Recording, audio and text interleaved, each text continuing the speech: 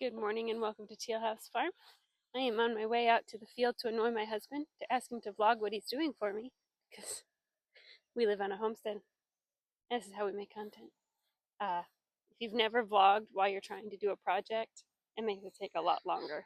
And obviously, if he says no, I won't make him do it, but I think he probably will.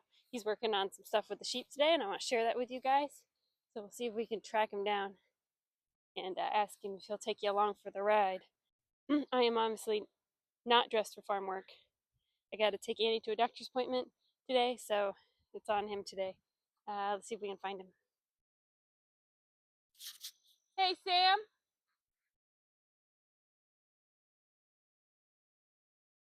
Okay, first, probably far enough out he can't hear me, or he's ignoring me. Could be that too. See if the fence is unplugged. That'll let me know whether or not he's back there.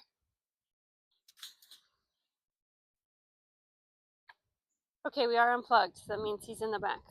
We did put our boots on, so we'll crawl around the back 40 here and see if we can run into him.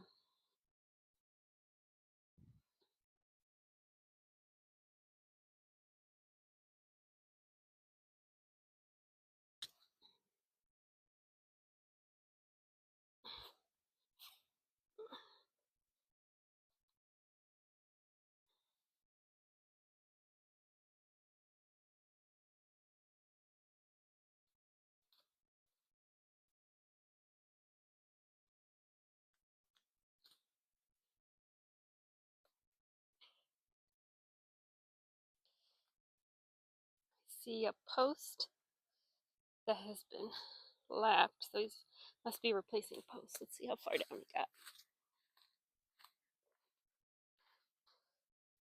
I found him.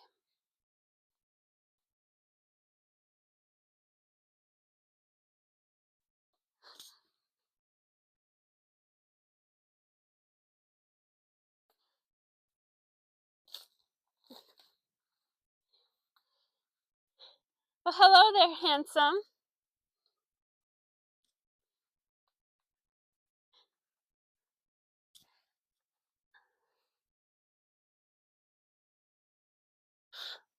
Would you like to tell the viewers what you're working on today?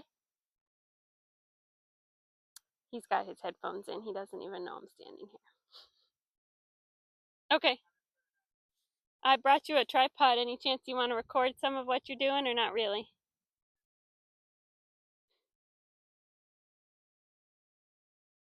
By the way, in case you didn't know, adolescent turkeys are rather ugly. There he is. I guess he'll be handsome one day. Not quite yet. So here's what he's working on. He is opening up our real large paddock out into the main field because our sheep are eating down what they're in really well. And we need to move them out where there's more grass. If you've been following along, you know we had some charger problems, which made our sheep get through the fence a lot, and then it was really hard to train them back to the fence. So we've had them up here by the house, which is 5 strands tall. So once that was hot, it was really hard for them to go over or under or through, and they got zapped a lot, and now they stay in.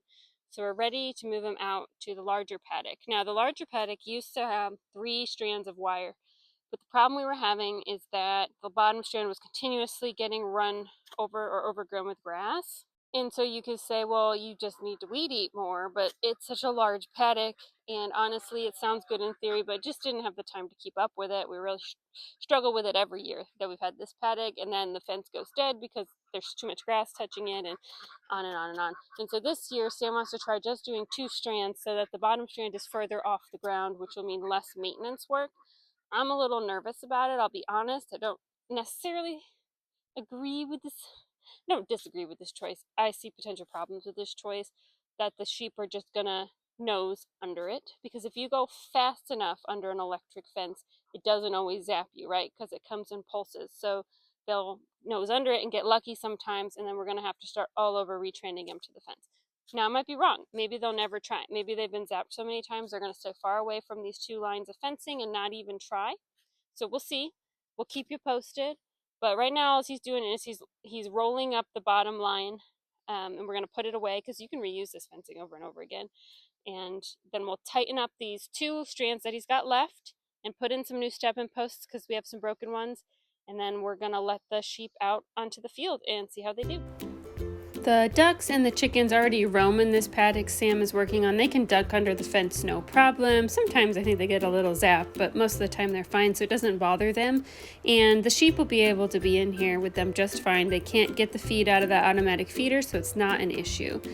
The gate has already been opened, but the sheep just are not sure about coming down into the new paddock. I think later on we're going to have to kind of chase them down there, but right now they're standing right by the entrance, kind of seeing what's going on.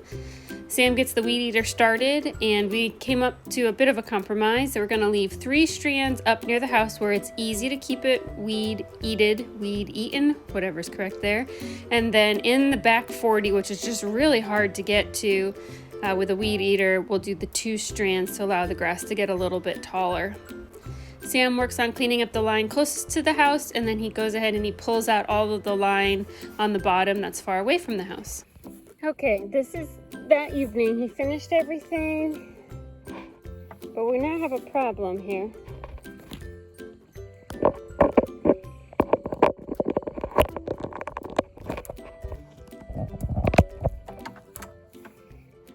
I got it all plugged in.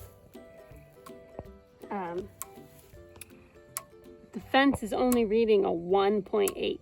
For reference, it used to be at a 12. Sorry it's so dark here. I'm wondering if that's what it was reading when he was done. He came and he told me it was reading lower.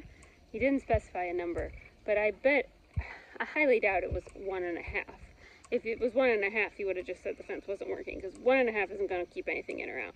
So it's late. The sheep are already in the barn for the night. We're just going to have to get up early and try to solve it. If we can't solve it, we'll just disconnect the new paddock until we can solve it, because running a fence at 1.8, they could just walk right through it if they want to. It won't take them too long to figure out that the fence is not hot. And then we'll have to start all over again with training them to the fence in the small paddock behind the barn, which I do not want to have to do again. Okay, my fence charger, I redid the fence in our big pasture, and our fence charger is like dead as can be. I'm not getting enough shock out there, so we're going to walk the fence line. I'm going to take you with me and see if we can get this thing jumping again.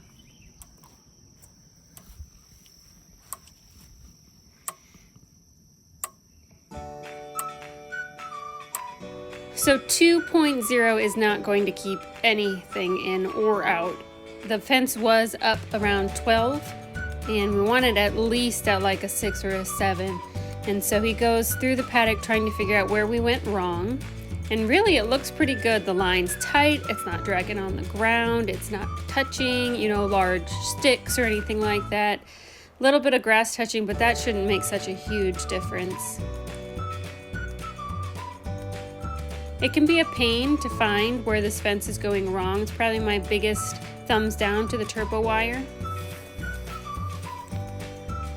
Found my culprit. But once you find it, it's usually something pretty easy to fix. I think this post needs to be pulled up and switched so it's pointing on the inside. But I'm going to see if this boosts our number a little bit. This is probably the culprit. I'm going to walk the rest of the fence and just make sure we don't have any other wire touching post, and then we'll go back and see what number we get. Listen, it's only like 10 o'clock. Look how sweaty I am, and that's just walking the fence line.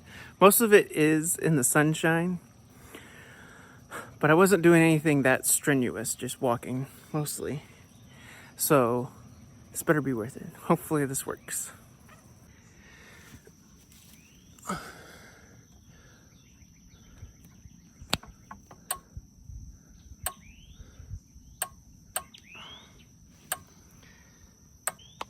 Alright, it's not perfect, but on the actual charger it says if you can get it above a 4, then you're probably good to go. So I will take a 7. That's not bad.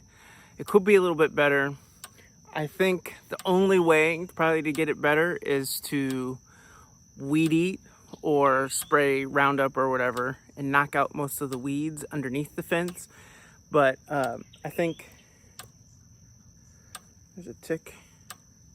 They've been crazy this year. I think we're just gonna call it good enough for today. It's just gonna have to shock through some of those weeds.